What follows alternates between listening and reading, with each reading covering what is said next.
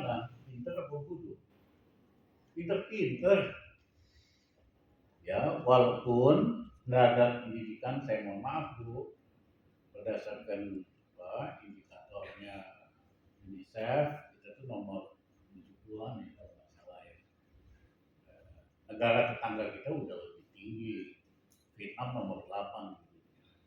Tapi secara individu, anak Indonesia pinter-pinter kok.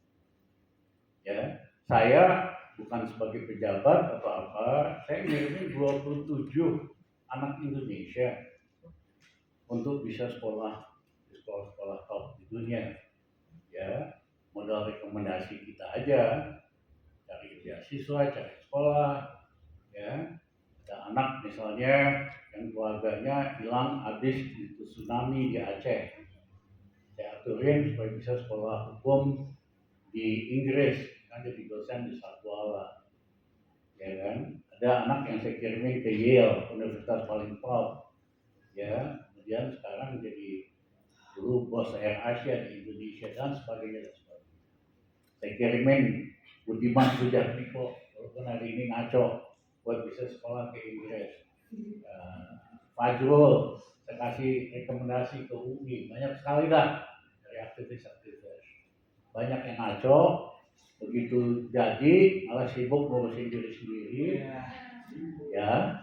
Tapi banyak juga yang tetap berbuat sesuatu yang positif. Nggak jelek lah, dari 27 ada sekitar 4 yang ngaco, sisanya lumayan gitu. Nah, yang kedua, jadi dari untuk maju kita memiliki semuanya. Tadi sumber daya alam, cuaca, dan sebagainya, manusia. Yang kita nggak ada adalah pemimpin, terutama belakangan ini. Kenapa? Karena sistem seleksi kepemimpinan kita itu tidak kompetitif. Ada sistem Amerika sangat kompetitif, pemilihan presiden, gubernur, bupati. Memang partainya cuma 2, tapi ada 10 calon dari Demokrat, ada 12 calon dari Republik, ada konvensi. Sehingga yang nongol itu yang unggul, KW1 istilahnya. Nah, sementara di Indonesia, di negara-negara komunis, sistemnya juga sangat kompetitif. Kamu diangkat dulu jadi sekretaris partai di desa, habis itu naik pangkat kecamatan, habis itu bupati, sehingga yang naik ke atas itu memang unggul KW1. Di Indonesia berapa tahun setelah reformasi, sistemnya itu, mohon maaf, saya tulis di media Indonesia Internasional, ini saya sebut sebagai demokrasi kriminal demokrasi. Kenapa? Karena pemilihannya itu hanya soal karena uang.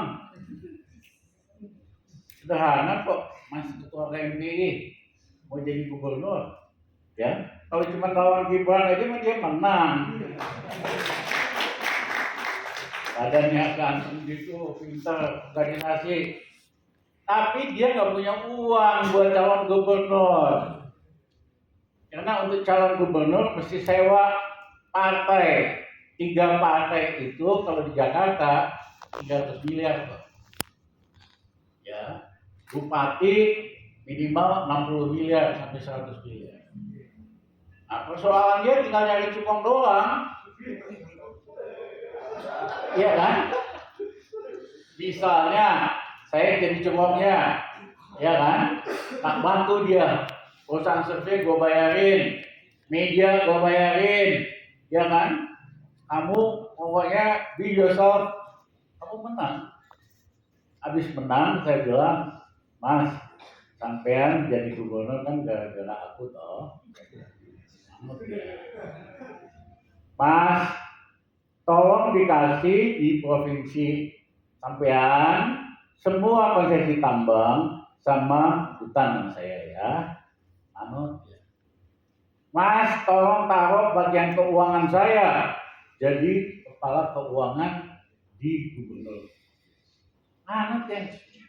Mas, Saya pengen perusahaan real estate, ya provinsi kan gede tuh, di beberapa kota, setiap kota saya aturin dapat tanah 20 hektar. Ya anut, Mas, ibu kota provinsi, gedung paling tinggi berapa? Ya cuma 5 tingkat. Buat aku bikinin 30 tingkat izinnya. Asik. Jadi pemimpin yang dipilih dengan sistem demokrasi kriminal itu, dia ngabdi sama bandar sama cukongnya. Dia nggak ngabdi sama bangsa sama rakyatnya. Itulah yang terjadi. Kenapa hampir semua anggaran di daerah-daerah bupati, banyakkan tuh buat bupati, keluarganya, temannya bersenang-senang, yang dapat rakyat cuma sedikit sekali. Nah, ini kita harus ubah sistemnya. Ya, kalau enggak berulang terus, hasilnya bukan pemimpin KW1, KW2. Bahasa Inggris saja kagak bisa, lu mau jadi pemimpin Indonesia. Nah, itu kan meledek banget. Majalah The Economist minggu lalu mengatakan Presiden Jokowi memang ketua ASEAN, tapi dia tidak akan bisa memberikan kepemimpinan di ASEAN. Ya, kurang ajar tuh dia. Nah, artinya apa? Ini sistemnya yang kita ubah. Karena kalau kita dapat pemimpin yang bagus di semua level, Indonesia maju kok, bisa hebat kok. Nah, hasil dari demokrasi kriminal ini apa? 280 wali kota, bupati masuk penjara. Karena 45 sama cukongnya. Gubernur 22 dari 34 gubernur masuk penjara, sama korupsi sama cukongnya. Ya, nah ini kita harus ubah. Kenapa itu bisa terjadi? Karena ada threshold kewajiban, ya harus 20% mau maju jadi bupati, gubernur. Padahal di Undang-Undang Dasar kita nggak ada aturan itu. Semua partai yang boleh berhak ikut pemilu berhak ngajuin pasangan calon. Misalnya buat presiden 17 partai ikut berhak kerahkan calon. Iya kan? 17 pasangan bagus dong, semakin kompetitif. Nggak bisa hanya jadi presiden modal pencitraan doang. Harus ada visi, harus ada strategi, harus ada track record, integritas CPL. Nah, kalau itu yang terjadi, kita dapat KW1. Dan kalau itu yang terjadi, Rizal Ramli akan jadi calon presiden. Karena cukup satu partai kecil doang kan? Nah, di round 1 ada 17 calon. Di round 2 tinggal Anies Baswedan dan Rizal Ramli doang gitu loh. Lewat yang lainnya. Jadi kita ubah sistem dulu, jangan ngandelin. Nah, yang kedua adalah ngubah Indonesia nggak bisa dengan mental proyek. Sorry nih, semua diproyekin. Dan yang kedua nggak bisa ngandelin hutang. Udah panjang sejarahnya di Asia sama Latin Amerika. Negara yang pembangunannya ngandelin hutang, pembangunannya itu maksimum pertumbuhan ekonominya hanya. Begitu lebih tinggi, terlalu banyak hutang, istilahnya overheating, ekonominya kepanasan harus direm. Tapi negara-negara yang hebat tadi di Asia, itu negara-negara yang bisa tumbuh double digit. Jepang sehabis Perang Dunia Kedua tumbuh 14% selama hampir 20 tahun, ngejar barat. Cina tumbuh juga 13-14% selama 30 tahun, jadi raksasa nomor 2. Strateginya apa? Mereka tidak mengandalkan hutang, mereka mengandalkan strategi dan policy. Ya, dan bukan proyek. Ini kan pejabat kerjanya proyek semua nih. ya, proyek food estate lah, habis tuh berapa triliun dan sebagainya. Dia cukup tinggal rumuskan strategi dan polisi. Dia rakyat yang ngerjain, pengusaha yang ngerjain. Saya beri contoh, waktu saya Menko Gus Dur, kita 2 tahun nggak pernah impor beras. Pakai proyek, ada. Sederhana, satu kredit macet petani, kita potong, kita kurangin, jadi petaninya happy. Yang kedua, saya ubah supaya petani itu lebih untung. Sederhana kok. Saya naikkan rasio harga pembelian gabah oleh pemerintah dibandingin harga pupuk. Biasanya tuh 1,5, satu untuk beli pupuk, setengah untuknya petani. Tak naikin 1,75, 0,75 untungnya petani buat beli pupuk 1. Kalau itu apa yang terjadi? Petani semangat naikin produksi, Indonesia kalau import beras 2 tahun. Itu bukan rocket science. Tapi kalau kamu mentalnya proyek, pakai anggaran APBN, ya nggak jadi apa-apa. Ya. Nah, jadi banyak cara. Yang penting prinsipnya petani untung gitu loh. Nah, hari ini rasio harga gabah dengan harga pupuk itu kalau yang disubsidi sekitar 1,1, tapi kebanyakan sekarang pupuk tidak disubsidi itu 0,8. Artinya petani kalau dia nanam padi buat dijual dia pasti rugi. Akhirnya import makin banyak. Sementara teman saya Mas Jokowi pidato kita anti impor, kita kurangin impor.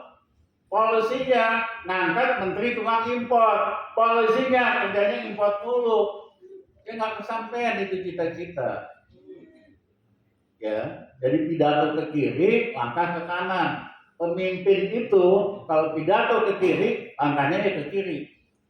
Bukan ini. Nah, yang kedua soal hutang aja misalnya. Bisa nggak sih Tuhan? Oh ini kerjanya ngutang dulu. Bisa. Ya, saya sebagai Menko misalnya waktu itu tahun 2000 itu Indonesia dikritik terus sama Jerman. Utang bakar utang, merusak paru-paru dunia. Saya ajak makan siang Menteri Keuangan Jerman, kamu jangan kritik Indonesia doang dong. Kita win-win dah. Maksudnya apa? Kamu potong hutang Indonesia 600 juta dolar, kita kasih konservasi hutan di Kalimantan 300.000 hektar untuk 5 kali. Dikerjain tuh. Itu pertama di dunia debt to nature swap. Hutang kamu tukar dengan konservasi. Kalau kita lakukan hari ini, karena topik lingkungan nomor 1 di dunia, kita bisa tukar kok. Potong utang gua 60 miliar dolar, lu gua kasih konservasi 3 juta hektar. Iya kan? Ada syaratnya. Nah yang kedua, kita bisa tukar utang mahal dengan utang murah. Waktu itu Menteri Keuangan Kuwait ketemu saya, Dr. Ramli, I need your help.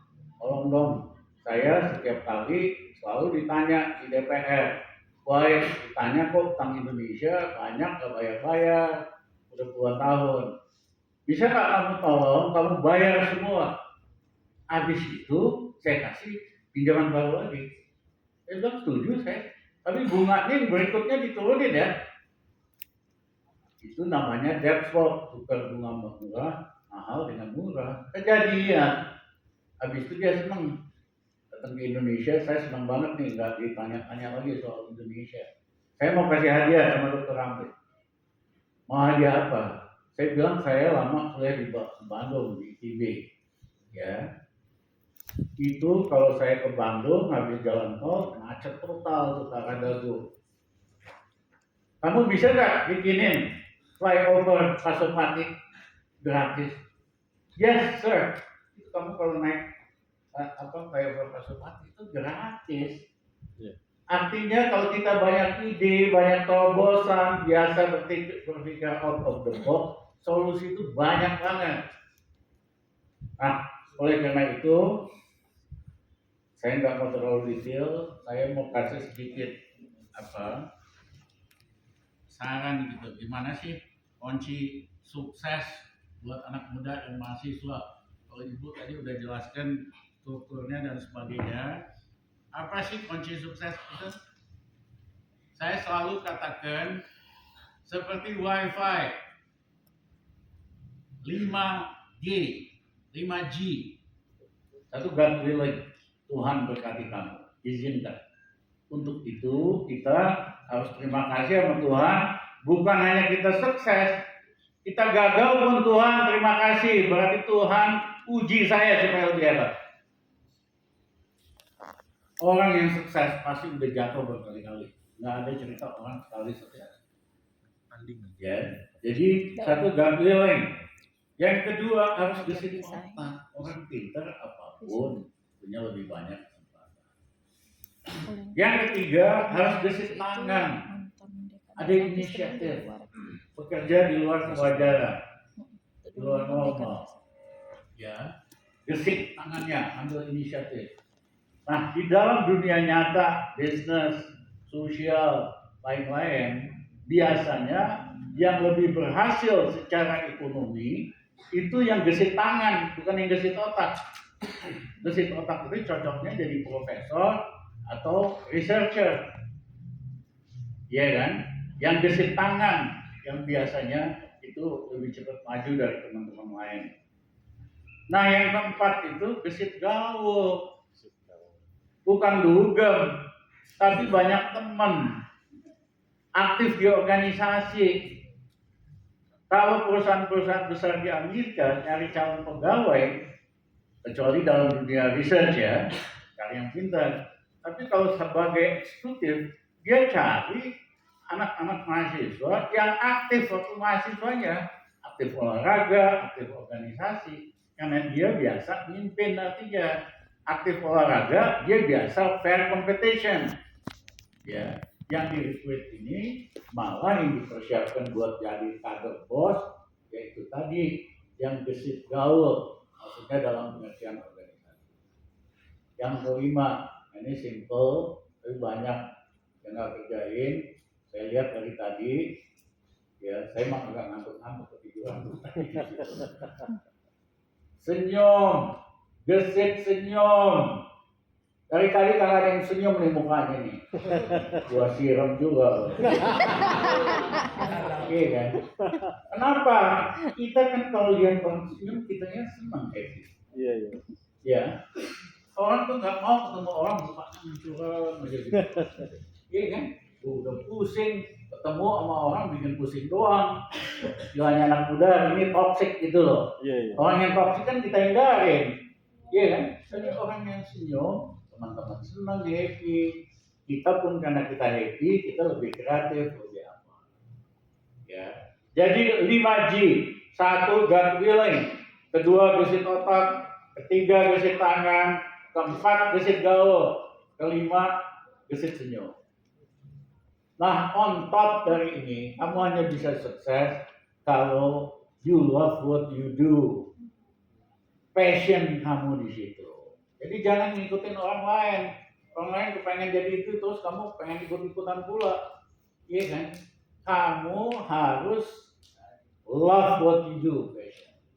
Dan yang kedua harus perseverance juga. Ya, jatuh bangun lagi. Kebanyakan, mohon maaf, teman-teman pribumi 2 kali gagal, udah berhenti. Dia coba lagi yang baru lagi. Teman-teman non pribumi, dia pilih satu bidang, mau bangun, mau jatuh, di situ aja. Baru dia sukses. Nah udah sukses, baru dia ganti-ganti bidang. Nah kalau pribumi, mohon maaf, menurutnya ini teman-teman bagus, dia nyontek, gagal, dia mulai lagi yang baru. Setiap dia mulai yang baru, dia hilang uang, hilang waktu, hilang kesempatan, dan dia nggak belajar apa-apa. Harusnya dia fokus di satu bidang, mau gagal mau apa, gua mau sukses, di bidang ini. Nah, begitu dia udah sukses, teman bisnis akan bilang, kamu sukses di bidang ini, lu partneran sama gua dong. Bankir datang, lu kan sukses di bidang ini, gua finance deh, lu kalau mau masuk bidang yang lain. Jadi jangan sok main banyak hal. Kamu masih belajar 10 tahun, fokus dulu. Baru nanti udah sukses satu bidang, you can go anywhere. Terima kasih.